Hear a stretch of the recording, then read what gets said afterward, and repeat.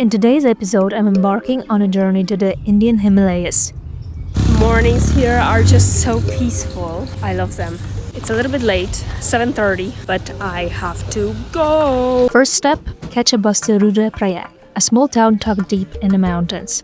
Okay, wait, step back. First, learn Hindi, then take a bus. As I was sitting semi-comfortably, squeezed between two men, admiring the view, the bus just gave up on us. So our bus is broken. We are in the middle of nowhere, and I don't know how long it's gonna take for the bus to be fixed. We waited and waited until the driver finally announced we're not going anywhere, at least not with this vehicle. They refunded us our fares, and suddenly we were all stranded on the side of a mountain road. After a while, we managed to find new rides, and thanks to the kind strangers on the bus, I eventually found a shared jeep to Ukimath, which meant one thing: the roads were about to get rough. This video is my little tribute to the mountains I've dreamed of seeing since forever, the Himalayas. As a kid, they seemed unreachable, a place for professional climbers and people who eat energy gels for breakfast. And here I am, somehow on my way there.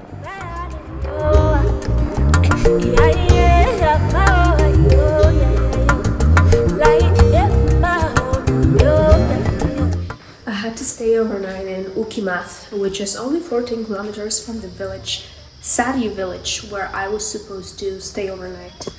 But honestly, the views, they couldn't be any better. Heaven!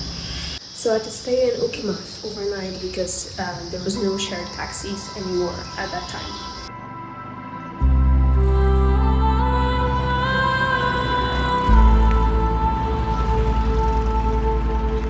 And off I go, recording what I thought was just another clip until I saw them. The snowy peaks of the Himalayas, right there, no hiking required. Look at this, oh my goodness. Visible straight from the road. Magic, just pure magic. There's a holiday or something, and it's hard to get shared taxi to Sari. I need to wait and just at the cafe and waiting for the shared taxi. They told me to come in half an hour to check if there's anyone. They need to collect 9 or 10 people for the taxi to actually go there. It's been 1 hour. Let's check if my Jeep is here already. At the time, I didn't really understand why it was so hard to get a ride. I was going to the lower part of Sari village, but everyone kept refusing to take me, assuming I meant the upper one. Even Google Translate gave up on me. This one. Okay, there's nobody, just me. Passenger, wait. Wait, okay. Okay. There is nobody but me going to Sari, so I will still have to wait. Look at the decoration. Every car is decorated today. I'm honestly thinking that it's not a long distance, it's only 11 kilometers, so maybe I can just walk. If it's so hard to get a shared taxi, I can just walk, because I'm losing the entire day.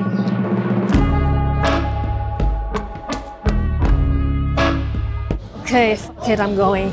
I'll be faster there by food and waiting for this freaking shared taxi. And some of you probably will be wanting to write a comment. I should have taken a guide, it would have been easier.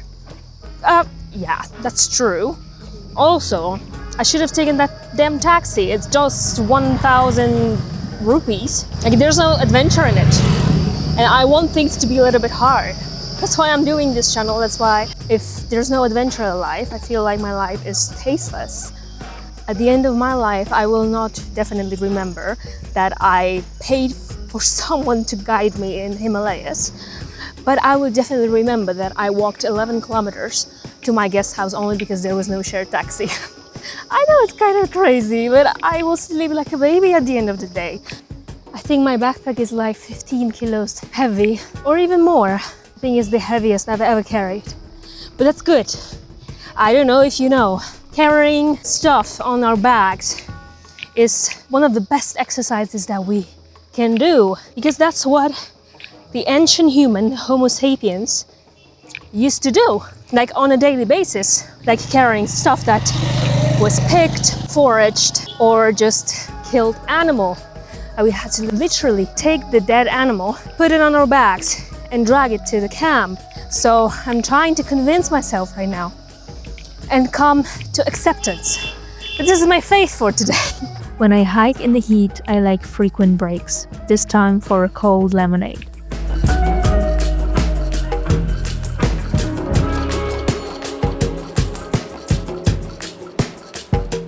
I'm wondering why is it salty. It's a black Himalayan salt, which gives that slight taste of egg. Very interesting.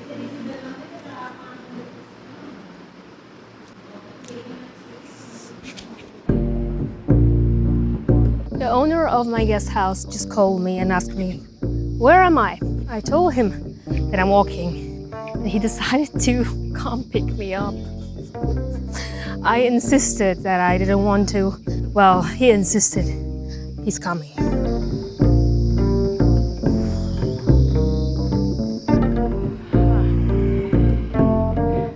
Oh, hi.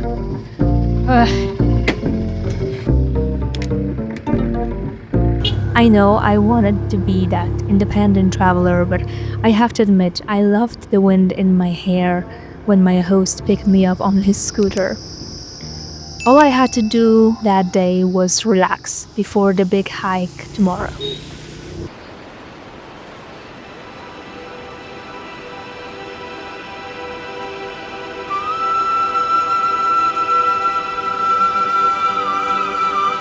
The next morning, I teamed up with another traveler from my guest house and tagged along in his car toward Chopta, the start of the trail.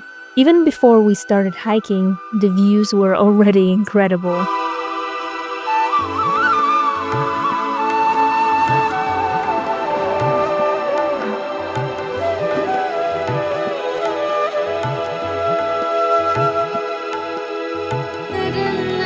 I wasn't sure why everyone was renting walking sticks, but of course I got one too. A few minutes later I found out why. Monkeys. Lots of them.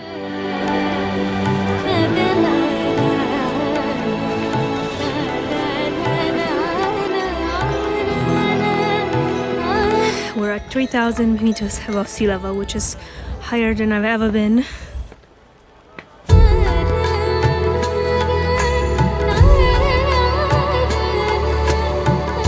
The view for the snow-capped Himalayas in the morning, wow, that's one of the most beautiful things I've seen in my life. It is so cold, I'm wearing gloves. My body has this inability of perceiving temperature as is. It's either too cold or too hot for me most of the time.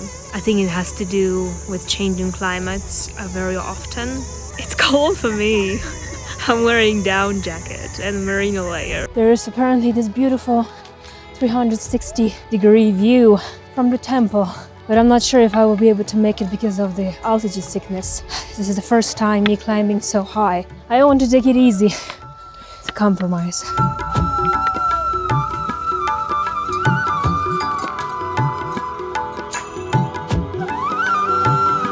I'm not exaggerating right now. This is hands down #1 view of my life.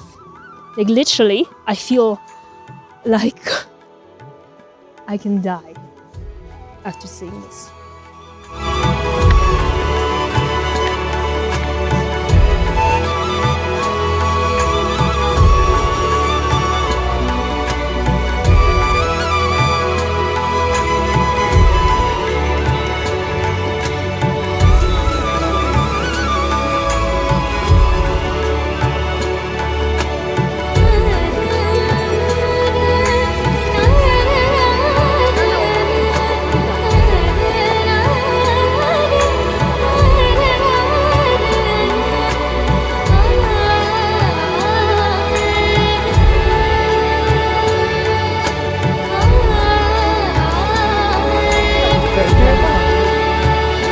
After reaching the Tungnath temple at 3,680 meters, I felt tired but still full of energy. So despite the fog, I decided to climb higher, to Chandrashilla peak, around 4,000 meters above sea level. I knew the chance of seeing that 360-degree view was low, but I wanted to challenge myself to see how my body would react to that altitude. I'm starting to feel a little bit weak. Not sure if this is altitude sickness kicking in or it's just because I haven't eaten anything proper today. Just running on these biscuits and sweets and nuts. But the summit is almost there, so I'm just resting, trying to adjust.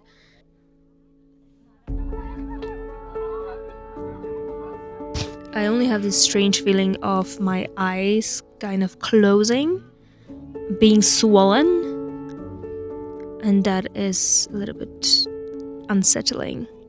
Looking back, I still don't know if what I felt up there was mild altitude sickness or early signs of dengue that would soon land me in a hospital bed for a week. Either way, I made it. I summited my first 4,000-meter mountain.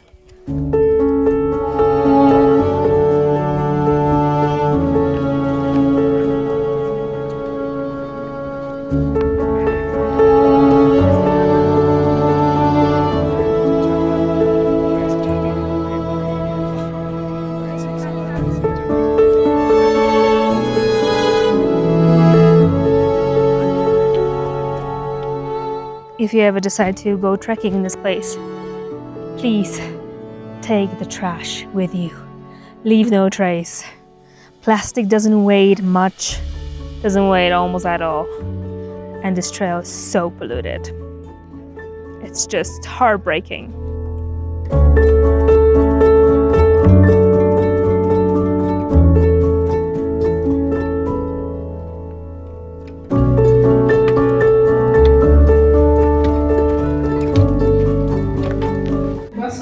I'm at one of the bars here, and my host told me not to buy any food that is cooked here, just to buy Maggi.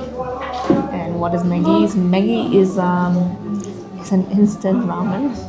A lot of people are eating it here, and I've been wondering if it's good, but probably they're eating it because it's safe and they know about it.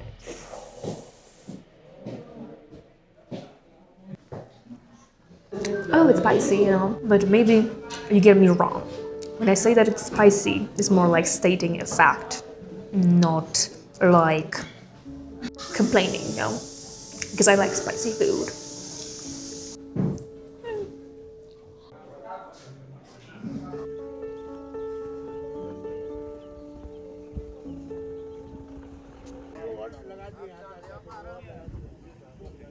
The next day, I took it easy.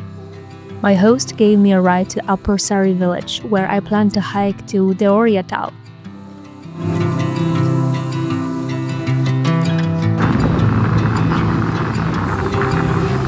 That was pretty convenient, wasn't it?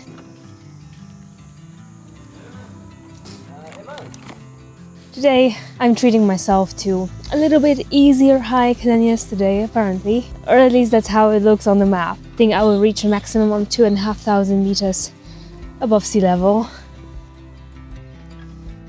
I can feel that this hike is going to be much more peaceful than yesterday. Yesterday was more like a pilgrimage at all times, which is fine. It's the highest Shiva temple. Obviously, I'm not a devotee. I actually went there mostly for experience, for views, to see how people worship Shiva. Fuck. Spill on my backpack. Okay, never mind. You didn't see anything, did you?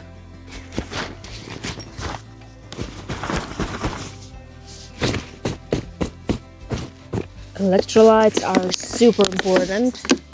I learned that this year when I walked 54 kilometers in a day with my friend Sarah. If you want to see that video, the link will be here. Actually, every single time when I think of any distance after that, I like 25 kilometers hiking. No big deal. 30, no big deal. I did 54 in one day. Take your heart's desire. and let them go.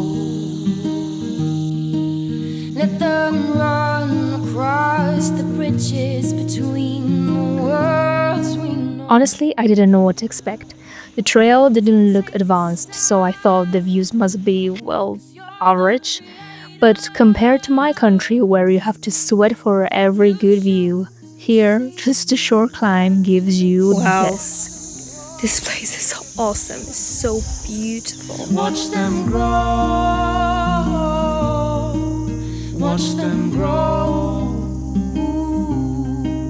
Watch them grow. Watch them grow. Shango Elone. Shango Elone. Shango Elone. Shango, Shango Elone.